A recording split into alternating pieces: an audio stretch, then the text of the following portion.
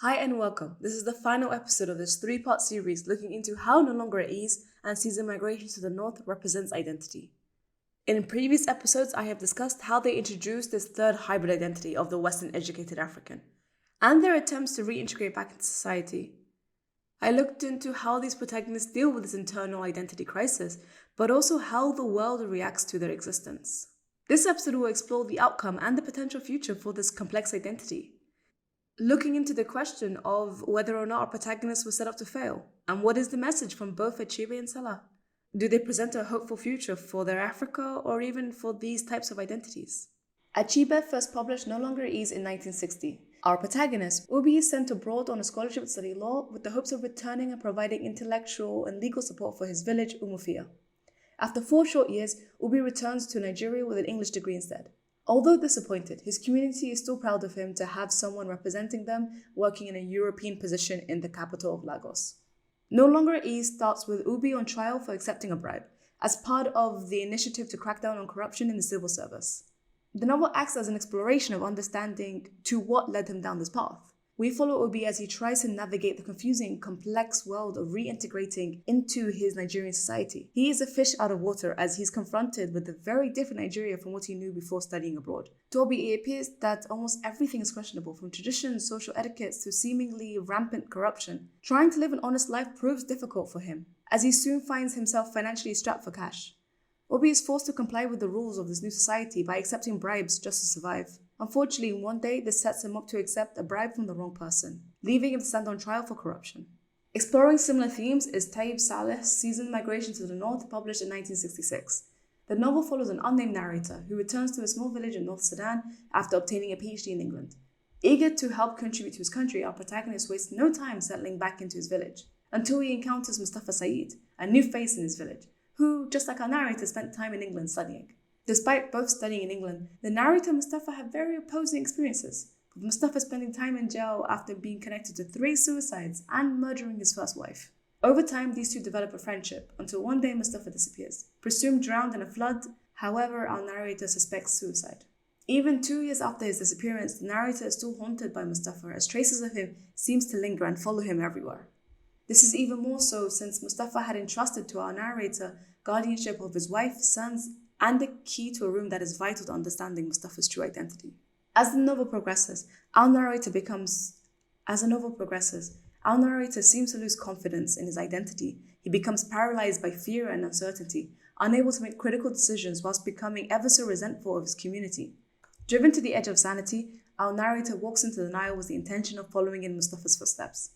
After a change of heart, swimming against the strong current of the Nile, our protagonist calls out for help. In No Longer at Ease, Achebe's depiction of Obi and this hybrid identity creates the persona, or at least in my opinion, the African who should have known better. I touch upon this in the previous episode, as Obi is someone who has the expectations of being smarter than he really is, being one of the brightest minds of his community, and was selected to study abroad using the Umufia Progressive Union funds. He is viewed as being exceptional. With these expectations, he has the responsibility of not only being intellectually intelligent, but also socially and emotionally intelligent. He is meant to have known how to carry himself, address people, and handle situations with grace. He's meant to have found the balance of utilizing the Western education. He's meant to have found the balance of utilizing the Western education to benefit his country and keeping close with his traditions, cultures, and roots. He fumbles this on many occasions, in which his community turns a blind eye to. However, his trial for accepting a bribe is one that they cannot ignore, for this is where the real embarrassment is for them. For the members of the Umufia Progressive Union, Obi's mistake is that he lacks experience. Obi tried to do what everyone else does without finding out how it was done. Maybe it was Obi's stubbornness and urgency to independence that became a flaw, contributing to his downfall. If he had leaned into his community and asked for help, he would have known to simply ask them to hand the money over to their houseboy and to never accept the money himself directly. One should have known better not to trip up and get caught over such a small thing, like directly accepting a bribe, and especially one of £20. Obi did not know any better. He is a disappointment and he failed his community. Obi's trial is the whole crux of the novel. We start and end with it. No Longer at Ease is a retrospective recollection of the events that leads up to his trial. Achebe tells us of all of Obi's actions, mistakes, and thought processes. So we as readers understand his position. We're given an omniscient view to understand what many people at the trial themselves cannot figure out. Obi's trials are a hot topic for everyone in Lagos. Every available space in the courtroom was taken up. There was almost as many people standing as sitting. The case had been the talk of Lagos for a number of weeks, and on this last day, anyone who could possibly leave his job was there to hear the judgment.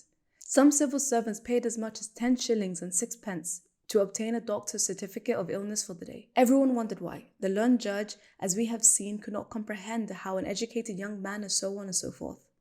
The British councilman, even the men of Umafia, did not know. And we must presume that in spite of his certitude, Mr. Green did not know either. Mr. Green is Obi's boss, and he believes that Obi's mistake is only natural, something that was bound to happen because to him, the African is corrupt through and through. Mr. Green is convinced that the introduction of Western education to an African is useless because he wouldn't know how to utilize it. This is a bit ironic because Mr. Green is paying for his Nigerian student's son to attend school. This is echoing how it was the British who brought modernity, civilization, and education to the Africans. But also, I believe this is a reference to Achebe's previous novel, Things Fall Apart, where we follow Obi's grandfather's first encounter with the British Christian settlers in Umafia. It is apparent that Mr. Green believes that Nigeria is miles away from being a civilized or comparable nation to the Western world. No matter how hard the Nigerians try to educate or improve themselves, they can never truly be as intelligent as the English. No matter how hard they try to present themselves with the newly found independence, they will always be lower because it's just in their nature. It is, of course, none of my business really, but in a country where even the educated have not reached the level of thinking about tomorrow, one has a clear duty. He made the word educated taste like vomit. This conversation between Mr. Green and Obi continues, with Mr. Green saying, "You know, Okonwa, I have lived in your country for 15 years, and yet I cannot begin to understand the mentality of the so-called educated Nigerian. Like this young man at the university college, for instance, who expects the government not only to pay his fees and fantastic allowance and find him an easy, comfortable job at the end of his course, but also to pay his intended. It's absolutely incredible. I think the government is making a terrible mistake in making it so easy for people like that to have a so-called university education. Education for what? To get as much as they can for themselves and their family. Not the least bit interested in the millions of their countrymen who die every day from hunger and disease. The fact that over countless centuries the African has been the victim of the worst climate in the world and of every imaginable disease. Hardly his fault, but he has been sapped mentally and physically. We have brought him Western education, but what use is it to him? Ironically enough, Mr. Green represents a type and state of mind of the European officials in Nigeria. He is arrogant and carries an ideology that is constantly contradictory. He is a figure of an older world that is still represented in Nigeria that will soon become obsolete. If not, will become a lingering reminder of the past. Achebe's inclusion of Mr. Green adds more dimensions to the persona of the hybrid African. Characters like Mr. Green, his secretary, and other Europeans still in post-colonial Nigeria represents a lingering influence and presence that the British still has in the country, such as on its politics, its systems, and social classes.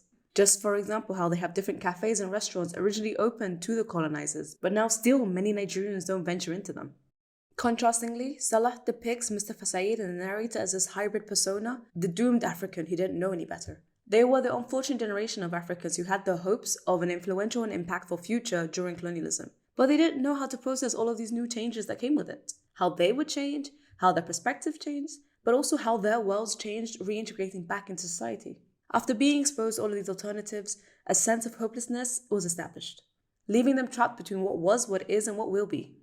Let's talk about a very prominent theme in season migration to the north, death. It seems that death follows Mustafa Sa'eed everywhere, from the suicide and murder of his previous lovers to his own suicide and the murder-suicide of his widow and her new husband.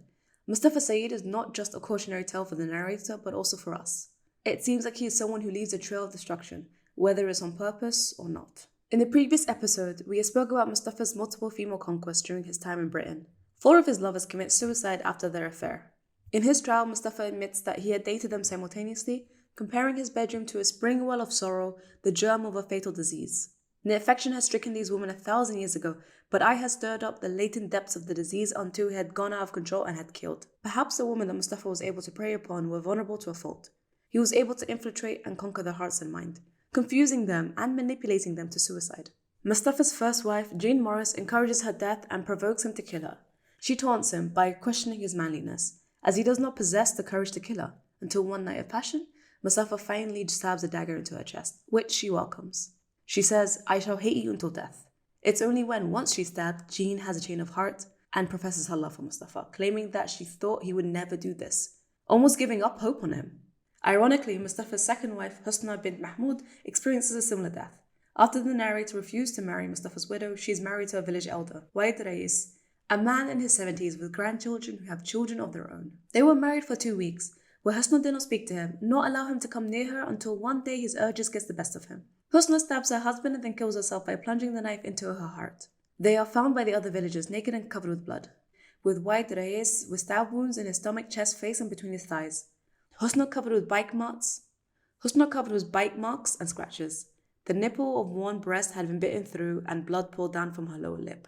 This death is interesting, as when the fellow villagers recount the events of that night to the narrator, Bint Mahzoub, an elder, states that she mistook Husna's screams and wails as expressions of love, with her claiming, "I laughed as I heard her screaming, telling myself that Waid Rais still has something left in him." In an earlier conversation between the narrator and Husna, she states that she would kill him and then herself if she were to be forced to wed. Both of these women were stabbed with a knife and during the heat of passion. However, ironically, with Jane Morris, it was consensual love, and with Husna, it was an attack, and the knife was used in self-defense. Interestingly enough, Salah uses the imagery of a knife to reflect Mustafa's mind throughout the novel. For his mind was like a sharp knife, cutting with cold effectiveness. Behind me was a story of spectacular success at school, my sole weapon being that sharp knife inside my skull. My mind was like a keen knife. Talking about death in season migration to the north doesn't stop here. I've spoken about Mustafa Sa'eed's disappearance, supposed suicide, and the narrator's attempt at suicide in the first episode of this series. Similar to Obi, Mustafa is on trial as a victim of the society that he's unfortunately part of. For Mustafa's trial, his defense argues that Mustafa Sa'eed is a normal person, whose mind was able to absorb the Western civilization, but it broke his heart. This echoes the conflict between the two worlds, a struggle of which Mustafa was a victim. At this trial, he is sentenced to 7 years in prison for his murder of Jane Morris before passing Mustafa's sentence to him. At the Old Bailey, the judge says, "Mr. Sa'eed, despite your academic prowess, you are a stupid man. In your spiritual makeup, there is a dark spot, and thus it was that you squandered the noblest gift that God has bestowed upon people, the gift of love." It's very clear that Mustafa Sa'eed is the love child of the British colonial rape of Sudan. Mustafa is built like a self-destructive machine, willing to cause havoc and destruction to anything in his path. And perhaps it was his education that was the final nail in the coffin. He became the monster. Getting educated, especially Western educated, and being exposed to Britain was the catalyst to unlocking his powers. He understood his capabilities and was given the resources to utilize them to their full potential. And there was no one who could do anything to stop him. This is the episode that first motivated me to do the series. The whole concept of a character who should have known better really fascinated me. All of these expectations imposed upon someone simply because of their educational and academic background. There is a lot to unpack that drives from the individual and social responsibilities, the ideology of what constitutes someone's level of intelligence, and the breakdown of formal education, such as the Western and the local, but also including social and cultural knowledge too. Is it possible to balance it all? Or if one side is stronger, does that mean that you lack in the others too? Most importantly, after looking into our protagonists, the questions of where they set up to fail comes up quite frequently. And as well, what was put into place to protect them? I do believe that these characters are the ones who couldn't have known any better. Obi is shamed socially and publicly. His stubbornness, insecurity, and lack of knowledge is a reaction to the perception of him, as his insecurity feeds into his stubbornness. Whereas for our narrator, Mustafa, they're internally shamed. They're embarrassed and cannot stand at the person that they've become. Interestingly enough, they all hold anxiety to some extent. However, it is only Mustafa and Obi who hold conscious agency over their lives. Despite it is that this agency that leads them to self-destruction. Analyzing both novels, it appears that there are multiple final messages that both Achebe and Salih have. There is a huge question mark about the future. Can their nations continue the way it is? Also, I personally think that these novels are a warning or cautionary tales for the hopeful future in a post-colonial Africa. Mainly because that these novels echo the experiences and thoughts of both Achebe and Salih themselves. Represents the ongoing process of hybridization in both spatial and temporal places, such as post-colonial social spaces, where they all coexist in different stages of progress, nationally and also individually.